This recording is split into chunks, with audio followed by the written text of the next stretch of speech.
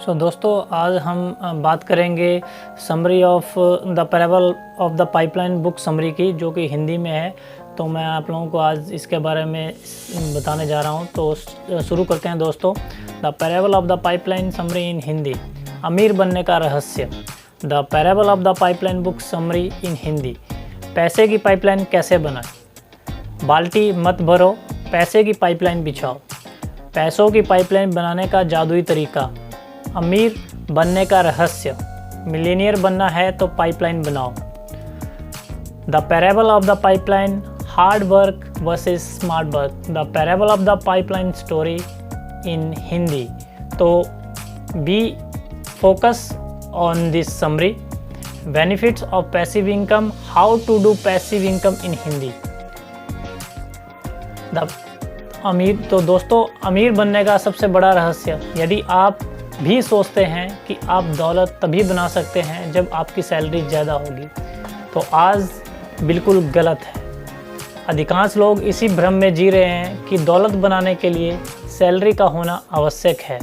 यदि आप गौर करेंगे तो पाएंगे कि जैसे जैसे आपकी सैलरी बढ़ती जाएगी वैसे वैसे आपके खर्चे भी बढ़ते जाएंगे। बल्कि अधिक सैलरी वाले लोग अक्सर कर्ज का शिकार हो जाते हैं।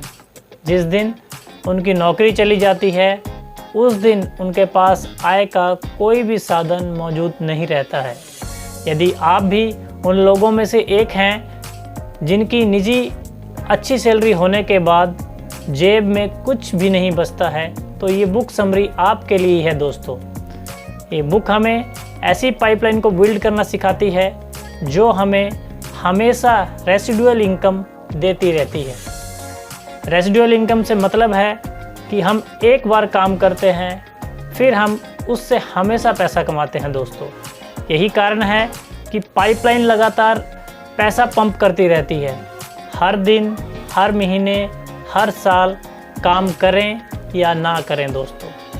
ऑथर का कहना ये भी है कि मिलेनियर बनना कोई चांस नहीं है, बल्कि हमारी चॉइस होती है दोस्तों। हमारी पाइपलाइन हमारी लाइफलाइन होती है। अगर हमारे पास एक ही पाइपलाइन है तो मतलब हमारे पास एक ही लाइफलाइन है। जितनी ज़्यादा पाइपलाइन होंगी हमारे लिए उतना ही अच्छा होगा। पाइपलाइन हमको पर्सनल और फाइनेंशियल फ्रीडम और लाइफ टाइम सिक्योरिटी देती है दोस्तों। तो आप भी समझ सकते हैं कि पाइपलाइन कैसे बनाएं दोस्तों। ये book the parable of the pipeline, जिसे बर्क हेज़ेस ने लिखा है, यह समरी इस बुक से सीखी गई है कुछ महत्वपूर्ण बातों का सार है, जो आपको बताएगी कि आखिर क्यों अधिक सैलरी होने के बाद भी आज अधिकांश लोग इस हालत में हैं। जिस दिन वे काम नहीं करेंगे उस दिन उनके पास कोई इनकम नहीं होगी। इसका उपाय जानने के लिए इस बुक समरी को जरूर देखिए दोस्तों। The parable of the pipeline, the story of Pablo and Bruno. Italy के एक छोटे से गांव में दो युवक रहते थे जिनके नाम पैब्लो और ब्रूनो थे। ये दोनों बड़े सपने देखते थे। वो दोनों हमेशा ये बातें किया करते थे कि एक दिन वो गांव के सबसे अमीर आदमी बन जाएंगे। ये दोनों बस किसी अफसर की तलाश में थे। एक दिन गांव के निवासियों ने पास की नदी से पानी लाकर हौज भरने के लिए दो लोगों को काम पर रखने का विचार किया। उन्होंने ये काम पैब्लो और ब्रूनो को दे दिया। वे दोनों अपनी बाल्टी उठाकर नदी की ओर चल दिए। उन्होंने पूरे दिन बाल्टी से पानी लाकर उस हौज को भर दिया। इस पर गांव वालों ने उन्हें हर बाल्टी के लिए एक पैनी दी। इस पर ब्रूनो की खुशी का ठिकाना नहीं रहा। वो चिल्लाया, मुझे अपनी किस्मत पर यकीन नहीं हो रहा है। लेकिन पैब्लो कुछ खास खुश नहीं था। पानी की बाल्टियां ढोने के कारण उसके पूरे शरीर में दर्द हो रहा था। वो सोचने लगा नदी से गांव तक पानी लाने के लिए वो कोई और तरीका सोचेगा। अगले दिन पैब्लो ने ब्रूनो से कहा, हम सिर्फ थोड़े से धन के लिए दिन भर बाल्टी ढोने के स्थान पर क्यों ना नदी से गांव तक एक पाइपलाइन बना दें। तो ब्रूनो ने कहा, हमारे पास बेहतरीन नौकरी है, मैं पूरा दिन बाल्टी से पानी लाकर खूब धन कमा सकता हूँ। वीकेंड पर हमें छुट्टियाँ मिलती हैं, हर साल 2 सप्ताह की पेड लीव भी मिलती है। पैब्लो, तुम पाइपलाइन का ख्याल अपने दिमाग से निकाल दो। तो पैब्लो ने ब्रूनो को समझाया कि वो आधे दिन बाल्टी ढोने का काम करेंगे और बाकी आधे दिन जो है पाइपलाइन बनाने का काम करेंगे, लेकिन ब्रूनो नहीं माना। तो पैब्लो को अपने सपने पर पूरा भरोसा था, इसलिए वो अपने काम पर लग गया। सभी गांव वाले और ब्रूनो पैब्लो का खूब मजाक बनाते थे। वो उसे पैब्लो पाइपलाइन कहकर चिढ़ाते थे। ब्रूनो पैब्लो से अधिक काम करता था, इसलिए उसे अधिक धन भी मिलता था। वो नए कपड़े खरीदता था, इसके साथ ही लजीज भोजन करता था। वो लोगों को अपनी तरफ से शराब भी पिलाता था, इससे लोग उसकी तारीफ़ों के पुल बांधते थे। जब ब्रूनो आराम से लेटा रहता था तो उस समय पैब्लो अपनी पाइपलाइन खोदता रहता था। कल के सपने आज के त्याग से साकार होते हैं। Sacrifice today for a better tomorrow. कुछ महीनों तक तो पैब्लो की मेहनत का कुछ फल दिखाई नहीं दिया। वो शाम को और वीकेंड पर भी काम कर रहा था, लेकिन वो हमेशा खुद को याद दिलाता रहता था, कल के सपने आज के त्याग से ही साकार होते हैं। वो रोज़ खुदाई करता था। वो हमेशा अपनी नज़र अपने लक्ष्य पर रखता था। एक दिन पैब्लो को एहसास हुआ कि पाइपलाइन आधी पूरी हो गई है। अब उसे बाल्टी के लिए आधा सफ़र ही तय करना पड़ रहा था। वो अपने समय से भी पाइपलाइन की खुदाई का काम करने लगा। पैब्लो अपने दोस्त ब्रूनो को भी बाल्टियां ढोते हुए देखता था। अधिक बाल्टी ढोने के कारण ब्रूनो का शरीर अब दर्द से झुक गया था। ब्रूनो अब नाराज़ व खिन्न रहने लगा। वो अपना अधिकांश समय अब शराब खाने में व्यतीत करता था। लोग अब उसे ब्रेनो बाल्टी वाला कहने लग गए थे। कुछ लोग उसका मजाक बनाने लगे थे। आखिरकार वो दिन आ ही गया जब पैब्लो की पाइपलाइन पूरी हो गई। गांव में पाइपलाइन से पानी गांव की हौज में आ गया। स्थायी पानी आने की वजह से गांव का विकास होने लगा। गांव में खुशहाली आ गई। अब पाइपलाइन होने के कारण पैब्लो को बाल्टी ढोने की ज़रूरत नहीं थी। पानी हमेशा बहता रहता था, चाहे वो काम करे या ना करे, ये तब भी बहता रहता था। जब वो खाना खाता था तब भी बहता था। जब वो खेलता था तब भी बहता था। जब वो सोता था, गांव में जितना पानी बहकर आता था उतना ही अधिक धन पैब्लो की जेब में आता था। पैब्लो अब चमत्कारी पैब्लो के नाम से फेमस हो गया। हर तरफ उसकी तारीफ होने लगी। लेकिन पैब्लो का सपना सिर्फ एक पाइपलाइन पूरा करने का नहीं था। उसके पास बहुत बड़े प्लान्स थे। उसका प्लान पूरे विश्व में पाइपलाइन बिछाने का था। पाइपलाइन के कारण ब्रूनो का बाल्टी ढोने का काम बंद हो गया। पैब्लो जब ब्रूनो को शराब खाने में देखता था तो उसे बहुत दुख होता था। एक दिन वो ब्रूनो से मिला, उससे कहा कि मुझे तुम्हारी मदद चाहिए। ब्रूनो ने पैब्लो से गुस्से में कहा, मेरा मजाक मत बनाओ। पैब्लो ने ब्रूनो को समझाया, मैं तुम्हारा मजाक बनाने नहीं बल्कि एक बेहतरीन बिजनेस अपॉर्चुनिटी देने आया हूँ। मैंने 2 सालों में पाइपलाइन के विषय में कुछ सीखा है। मैं चाहता हूँ कि मैं तुम्हें भी ये सिखाऊं, फिर तुम औरों को सिखाओ।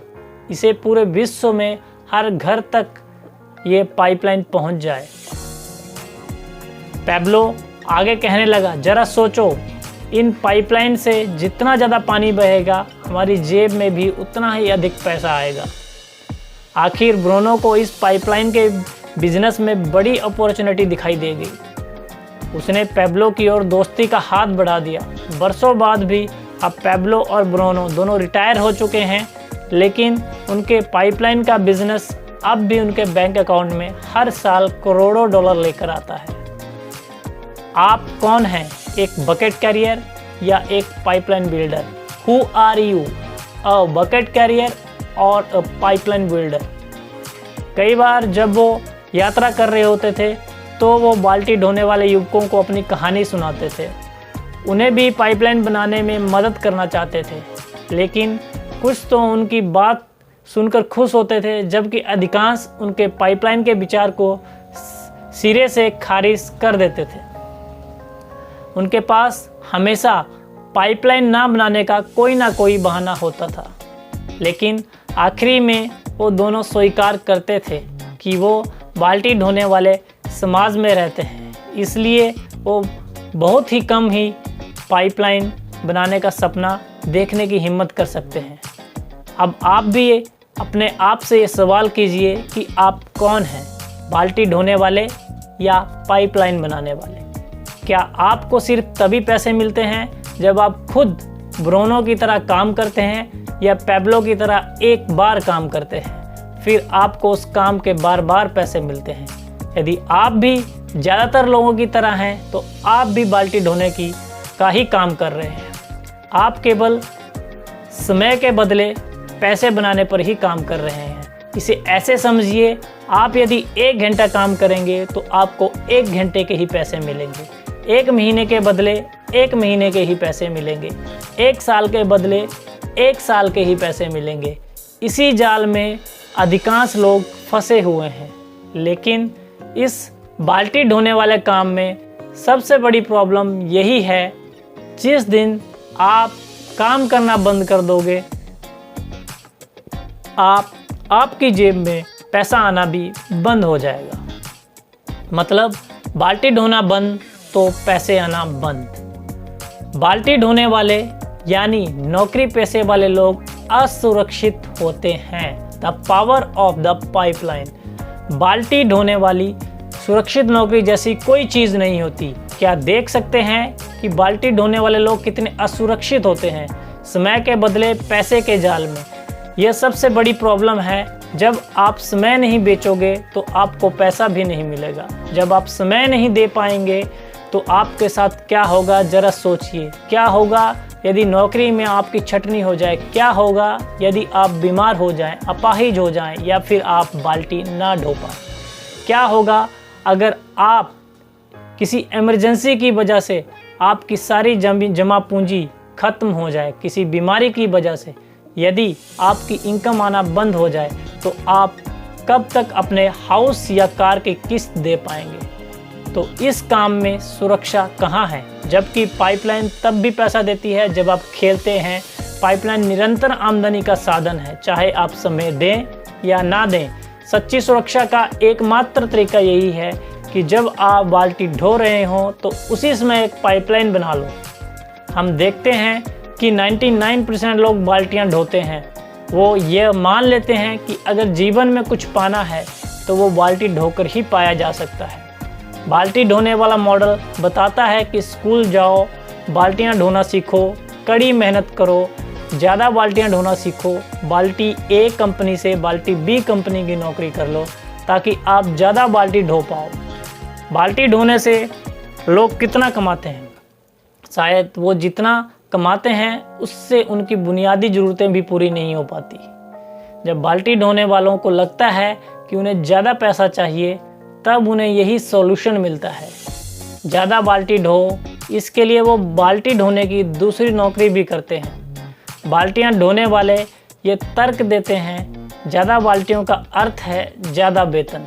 वो सोचते हैं कि यदि वे ज़्यादा बाल्टियां ढो पाएँ तो उन्हें ज़्यादा वेतन मिलेगा, जिससे उनकी सभी प्रॉब्लम्स दूर हो जाएंगी। लेकिन हकीकत ये होती है कि जितनी भी बड़ी बाल्टी होती है उतना खर्च होता है। बाल्टी चाहे कितनी भी बड़ी क्यों ना हो, एक ना एक दिन वो सूख ही जाएगी, जबकि पाइपलाइन हमेशा काम करती रहेगी। लेकिन पाइपलाइन अपने आप ही नहीं बनती, उसके लिए समय निकालकर कड़ी मेहनत करनी पड़ती है। हर कोई अपने बाल्टी के साइज़ को बढ़ाना चाहता है, लेकिन सच्चाई यह है कि बाल्टियां ढोने से आप फाइनेंशियल फ्रीडम हासिल नहीं कर सकते, क्योंकि जिस दिन आप बाल्टियां ढोना बंद कर देंगे उस दिन आपका पैसा आना भी बंद हो जाएगा। The parable of the pipeline money leveraging. चीन के एक सम्राट ने चेस का एक आविष्कार करने वाले व्यक्ति को पुरस्कार देने का निर्णय किया। उन्होंने उस व्यक्ति की एक इच्छा पूरी करने का निर्णय लिया। उस आविष्कारक ने सम्राट से कहा कि मुझे चावल का एक दाना दे दें।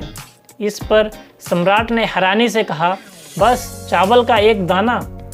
आविष्कारक ने कहा, चेस के पहले खाने के लिए बस एक दाना, फिर दूसरे खाने के लिए उसके दुगने दाने, फिर तीसरे खाने में उसके 2 दुगने।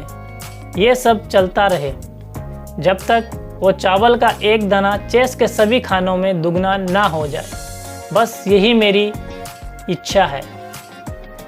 सम्राट ने खुश होकर सोचा, मुझे ये अद्भुत खेल बहुत ही सस्ते में मिल रहा है। सम्राट ने कहा, मुझे ये मंजूर है। रसोई का सेवक चावल का छोटा सा थैला लेकर आया। आविष्कारक ने कहा कि आप रसोई से एक बड़ा थैला ले आए। ये सुनकर दरबार के सभी लोग उस पर हंसने लगे। इसके बाद आविष्कारक चावल के दाने चेस के खानों पर रखने लगा। सब लोग जोर जोर से हंसने लगे। जब 8 खानों की पहली लाइन भर गई तब 1, 2, 4, 8, 16, 32, 64, 128 दाने।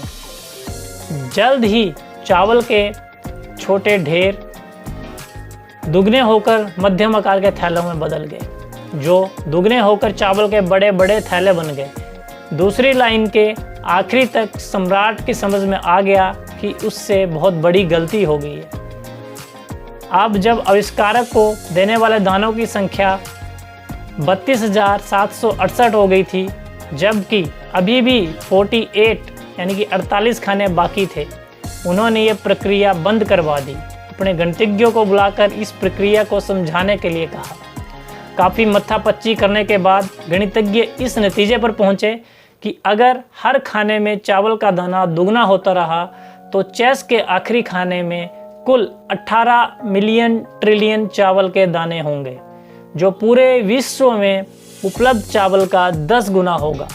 सम्राट ने आविष्कारक से कहा, यदि वो उसे उसके वादे से मुक्त कर देता है तो उसे देहात में एक जायदाद मिलेगी जिसमें सैकड़ों एकड़ उपजाऊ चावल के खेत होंगे। आविष्कारक इसे खुशी खुशी मान गया। Doubling concept 8 wonders of the world यानी कि रूल ऑफ 72। यदि अमीर लोगों की अमीरी का राज जानना हो तो 72 के नियम पर नज़र डालिए। ये आपको बताता है कि आपका निवेश कितने सालों में दुगना होगा। ये नियम इस प्रकार है, सबसे पहले अपने निवेश पर इंटरेस्ट रेट का पता कीजिए।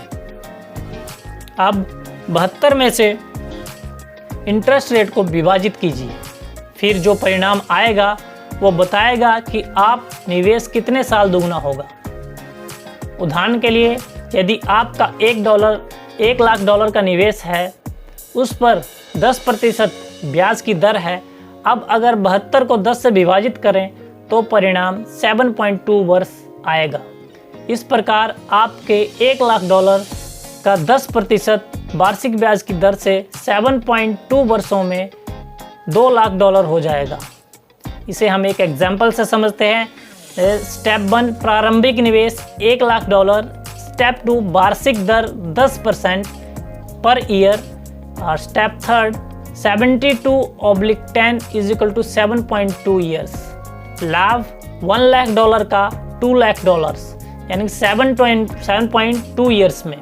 इसी प्रकार 7.2 ईयर्स में $2 लाख, 14.4 वर्ष में $4 लाख एंड 21.6 ईयर्स में $8 लाख और 28.8 वर्ष में $1.6 मिलियन। इस तरह आप देख सकते हैं कि 1 लाख के निवेश को आप जितना ज़्यादा समय तक चक्रवृद्धि होने देंगे, आपकी पाइपलाइन का आकार उतना ही ज़्यादा बड़ा होता जाएगा। चक्रवृद्धि की वो जादुई कारण है जिसकी बदौलत अमीर लोगों की बाल्टी कभी नहीं सूखती है। उनकी पाइपलाइन दशकों तक लगातार काम करती रहती है। यदि आप भी मिलेनियर बनना चाहते हैं तो उसके लिए सबसे पहले आप खुद को भुगतान करें। यदि हर महीने सबसे पहले अपने निवेश खातों में पैसे डालकर खुद को भुगतान करें, अपनी पूरी आमदनी को खर्च करने के बजाय उसका एक बड़ा हिस्सा अपने निवेश में जा करके जार में अलग रखें, इस पैसे को चक्रवृद्धि होने के लिए छोड़ दें। ये प्रक्रिया लगातार करते रहें। निष्कर्ष ये है कि जब आप अच्छी सैलरी पा रहे हों तो पूरी सैलरी को बिल्कुल भी खर्च ना करें। सैलरी का एक हिस्सा अपनी पाइपलाइन बनाने में खर्च करें। अपने समय में थोड़ा समय अपनी पाइपलाइन को दें। यह प्रक्रिया हर महीने, हर साल लगातार चालू रखें। आपका ये छोटा सा स्टेप आपको एक दिन फाइनेंशियल फ्रीडम हासिल करने में मदद करेगा। तो दोस्तों, आई होप मेरे द्वारा बताई गई इस समरी में आपको अच्छे से समझ आया होगा, अच्छे से पसंद आया होगा। तो दोस्तों, please like, share and subscribe my channel Anil army rider. तो थैंक यू दोस्तों, मिलते हैं इसी तरह एक नई वीडियो के साथ नेक्स्ट वीडियो में। तब तक के लिए बाय दोस्तों।